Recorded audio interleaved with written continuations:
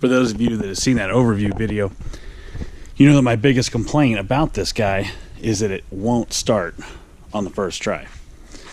It's exasperated when it is cold outside, but even the summer, even in the heated shop, it just hates to start.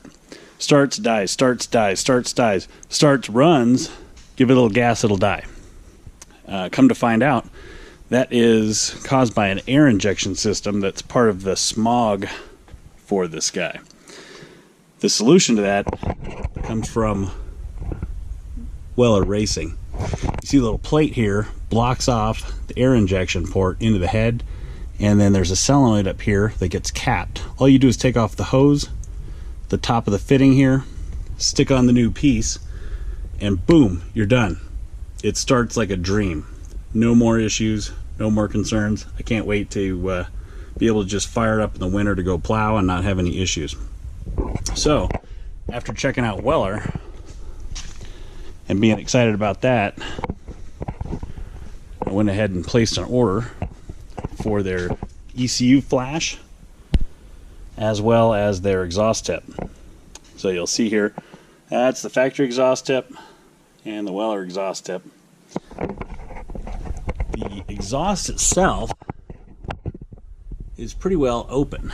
There's some big holes in there, a few baffles, a little bit of matting around the outside edge there, and then you come down to the tip, and the tip not only is small, it's an 1.5-inch tube, but your spark arrestor here is not, you're not open on this side, so your solid cap on the end.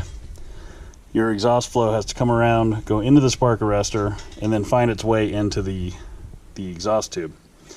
So with this guy, you've got your spark arrestor in there in a cone, and you are straight through. So we're going to get this mounted today. We're going to put in the ECU that was flashed by Weller Racing and get this thing going. We'll take it for a little test drive and give you a report on what's going on there. So not only do we get the starting issue fixed, but coming up with a little better drivability on the flash, maybe a little more power. They're dropping the temperature where the fan kicks on, so the engine will run a little bit cooler. Normally, because of EPA requirements, they want the engines to run really hot, so they burn off extra fuel after the past the exhaust port. So after the fuel gets in the exhaust, they're burning off extra fuel by having the exhaust super hot. So you will hear from rear seat passengers that it gets really hot in the back when they're pressed up against the engine. So I'm expecting with this air injection system capped off, the cooler running temperature, and the change in fuel mapping, that we're going to have significantly cooler experience for the rear seat passengers back here. The easiest part of all this is going to be getting your ECU out and sending it off, getting it back. I did go next day air with the ECU. In the past, I've used Ivan's, what is the name? Ivan's Performance on the East Coast. He does a lot of motorcycle tuning, does a fantastic job. You got to ship him your ECU. He'll unlock it and flash in his tune that he develops, and then you get it shipped back. Everything was done next day air, and you have very low downtime. I did ship this next day air down to, I think it was Chandler, Arizona. Got it flashed. They did ship it back ground, which took a little bit to get it back. But this guy lives right here. There's a little strap that holds it in, and then one of these fancy plugs, actually they're separated, so two of them, go into the ECU, one little rubber strap, and you're done. Okay, that's it. Literally, it was less than 60 seconds. So plug in a couple plugs, put your strap on, you're done. Let's move back to the exhaust. I've already pulled out all the bolts on this guy. I've got a jack underneath it just to get a little higher, so I'm not trying to fight around the tire. And it comes with new bolts. I did break one of the bolts getting it apart, so these guys get kind of rusty, even though we're really dry here up in northern Colorado. So I can't imagine what this would look like for you guys down in the south that you're getting down into mud bog and stuff. So just be aware of that when you take it out. You may break one of the bolts. I did have some trouble getting it out, but we'll get the new one in. All right, there you have it. Pretty simple, bolted on. The only holdup was the bolts supplied by Wheeler were too long. The bolt holes are backed up on the inside because the bolts are not exposed to the exhaust gases. So there's a steel plate on the inside, so you can't drive them all the way in if they're too long. So I ended up having to cut those and clean the threads up because I wanted to use the silver ones, and our hardware store doesn't stock any of the silver ones. So that's your setup. Keeping the stock muffler itself. They do have an aftermarket muffler, but by the looks of it on the picture, it hangs considerably lower, and that's not something I wanted to do because I want to keep as much of the clearance as we can. So let's take it for a run, see what we got.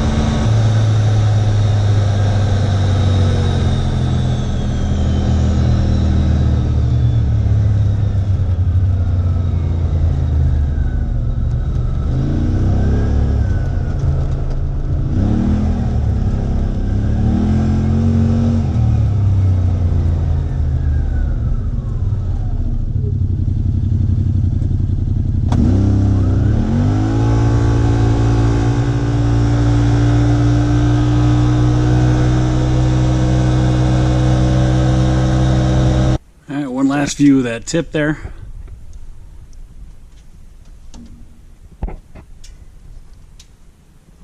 And my general thoughts on it are significantly better low-end launch performance. Definitely takes less time to build to power.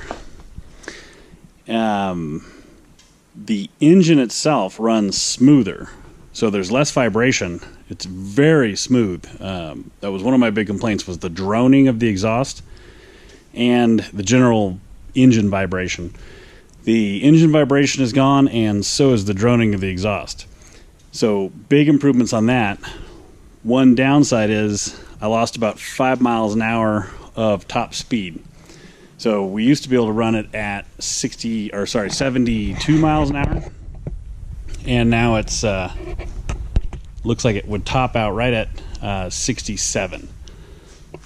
So my guess with that is it's probably too rich for our altitude. The tune itself is, because they're running their dyno down in Chandler, Arizona. We're at 6,300 feet, and we would typically operate this between here and Moab's a little lower, and then we go up from here to about 10,000 feet for our standard operating in this area. And then if we run over to Ouray, Silverton area, then you're talking over 13,000 feet. So something to keep in mind. Not a big deal that you lost 5 miles an hour, because honestly, at the 70 mile an hour mark, it's a little too squirrely for me to hold that speed, especially if there's anybody else in the vehicle. But that is something to think about. It may trim the tune a little bit as we drive it. It's typically what cars would do. You get a flash, and then the O2 sensors realize what's going on. Hey, it's a little rich, let's trim it down. So we'll see what happens over time. That's it for the Weller Racing tune, tip, and that air injection delete setup. Good improvements on general use, better launch speed, which would be helpful when trying to jump up an obstacle without having much run-up distance. So got my seal of approval. Easy to do. Catch you next time.